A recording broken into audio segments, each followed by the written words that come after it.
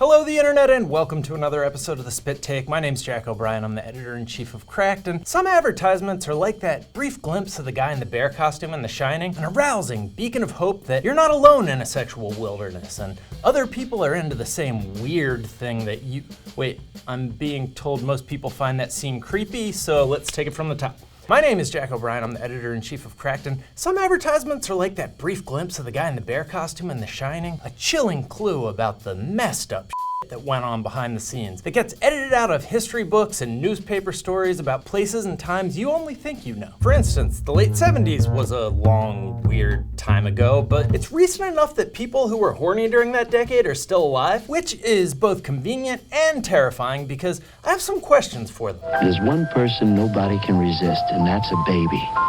So love made baby soft, with the innocent scent of a cuddly, clean baby that grew up very sexy. So that perfume is for children between the ages of 12 and 15, but the ad seems to be targeting people who are already way too big a fan of that demographic, and hopefully in jail. Talk about preaching to the choir of pedophiles, which, by the way, the 70s is a phrase I had to make up, and we've learned some pretty upsetting shit about priests these last 40 years. Also, is her face numb? Because that's not how lollipops work. I'd ask if she's having a stroke, but hey, maybe that's your thing, the 70s. Anyone that needs to wear a diaper? I don't know anymore. The really troubling thing is those ads weren't even controversial, like in the 90s when Calvin Klein tried to pass off screening interviews for a snuff film as marketing and were immediately shamed into pulling the ads, or more recently when American Apparel's CEO made everyone feel like a sex offender until he was removed as CEO for being a sex offender. When Babysoft creeped onto the scene in 1974, it actually started a trend, like this MetLife insurance ad that targeted dads by showing them a picture of a prepubescent girl in her underwear. Dads love that. And the famous ad featuring a 14-year-old Brooke Shields telling us she's not wearing panties while the camera pans over her crotch. You want to know what comes between me and my Calvins? Nothing.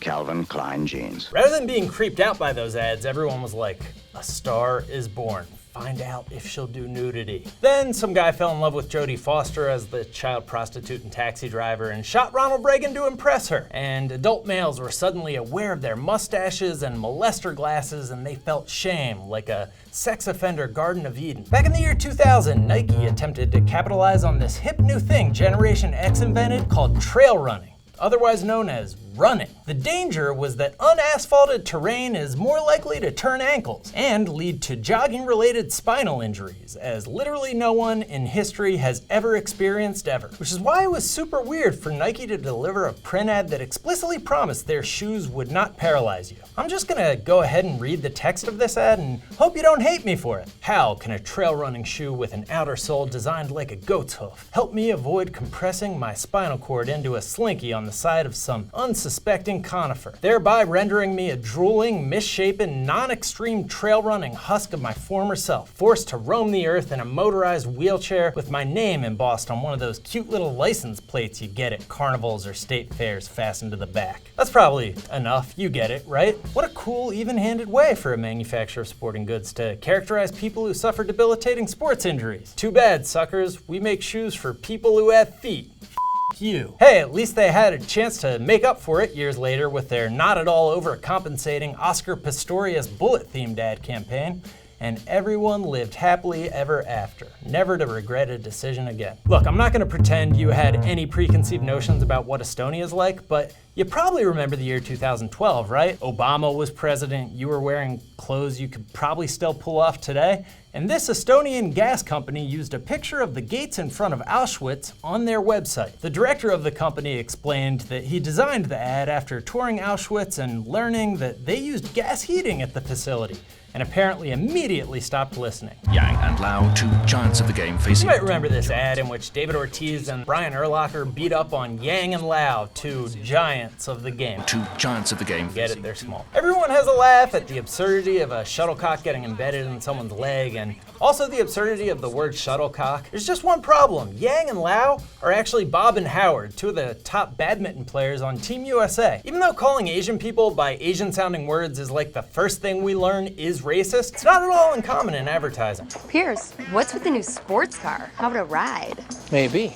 When their 2007 Super Bowl ad, clearly made in the year 1987, failed to make SalesGenie.com a household name, they decided they knew what the problem was. They hadn't insulted half the people on Earth. Ching Ching, we have no customers, no sales. We're going out of business. Ling Ling, I am not going back to the zoo. The voice actor for both Ling Ling and Ching Ching may not know any actual Asian people, but he's seen Breakfast at Tiffany's, so he's got this. I'm guessing it's the same person since they don't even really try to do two different voices. We need a sales miracle. Santa Psychic, help, we need customers. Needless to say, the backlash was confusingly mild. The next day, Wired asked if the pandas speaking in ridiculous Asian accents was offensive, or if we are all just suffering from white guilt. Wired, you know white guilt isn't something you hallucinate because of an overactive gallbladder, right? Well, at least you can blame it on the advertising agency. Nope. In a move that should have been rejected at about 20 different levels, the CEO of Sales Genie wrote that ad himself, explaining, "I'm Indian, and people have been making fun of my accent for years. Poor guy only spends time with the rich and powerful people we let run our country. Of course he's gonna think casual racism's okay." Big ups to Intel for pulling this racist ad before it hit most of its intended audience. Smaller ups for making it in the first place. It clearly had a successful casting call for the whitest man alive, but when the photographer instructed him to fold his arms as smugly as humanly possible, somebody should have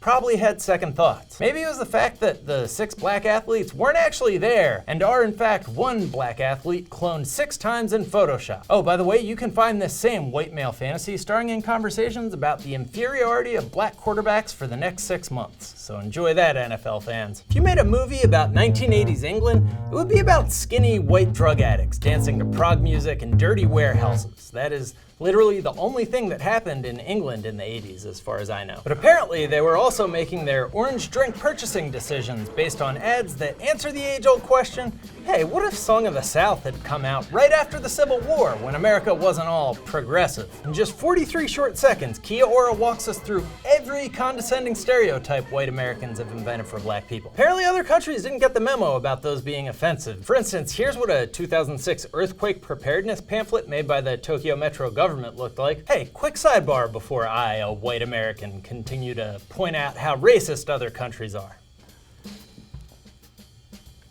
You're not gonna follow me? Cool. Look, I get why it's weird for me to be lecturing anyone else, but few things. First, this episode is specifically about surprisingly offensive ads, and the only people who are ever surprised to learn that white Americans are racist are white Americans. In fact, a lot of us decided we solved our race problem in the 80s because we all had Jordan posters on our wall and the Huxtables had a pretty nice house. Since then, advertisers try not to put overt racism in our ads, not because we're cured of racism, but because they know Americans like to think they're cured of racism. That's why Americans' most trusted ad spokesman of the past 30 years was Dr. Huxtable himself. Played a successful doctor on TV and told black people in reality to expect no handouts from white people. We liked how that made us feel so much that Cosby was still considered the most trusted man in America until the year 2012. Good call on that one, America. Oh, interesting side note to that sidebar. I don't know where to stand now. Cosby was the face of New Coke and severed a multi-million-dollar relationship with them after they went back to Coca-Cola Classic because he felt like they compromised his credibility. Just weird how important it was to him that people trust him to tell them what to drink. This is the one that makes me smile. Just like that. I saw you. She saw you too. See, look, they were smiling. See, let me show you. One, two. Anyways, America's reputation as a racist nation, well deserved. We've just preferred polite, coded racism that happens when nobody's looking. Open racism's too ugly and in your face, unless you count Asians, which we don't for some reason. With that in mind, I'd like a word with Australia. Need a tip when you're stuck in an awkward situation? Too easy. KFC's crowd pleaser. Look, Australia, I'll take you at your word that you guys have no idea why anyone would find that ad racist. Fried chicken is delicious and beloved by everyone who isn't stupid, but white Americans spent the past few centuries ruining it for black people. Hell, we filled our first big budget movie with a bunch of jokes about them eating it, to the point that Mary J. Blige, national treasure, can't sing a song about crispy chicken wraps without issuing an apology for letting other black people down. So if you want to believe that actor never would have delivered the line "too easy" just as smugly if he'd been distracting a section of Germans with a bucket of chicken, sure, I'll buy it. I'll believe that you didn't know the problem with blackface in this clip, and I'll give you the benefit of the doubt and believe that the people in this news story keep threatening to kill the only dark-skinned guy in their neighborhood because he polishes his statue with a chamois towel. I'm gonna jump the fence one day, yes. But he's worried you are gonna kill him. Or maybe I will. It's not about you racist. They're dark. They're dark. You called him a black... Yeah. Oh. He washes the fence and he drives with a chamois. You don't throw bricks with a chamois. He's not... Whatever. But at a certain point, it's not about what you know or don't know. It's about how bad you're making people who are less privileged than you feel. You're ruining someone else's ability to watch TV or polish their statues or enjoy their meal without some smug white dude elbowing his friend in the ribs and saying, "Too easy." Now, every person, regardless of creed, color, or background, deserves to have KFC ruined for them on their own terms.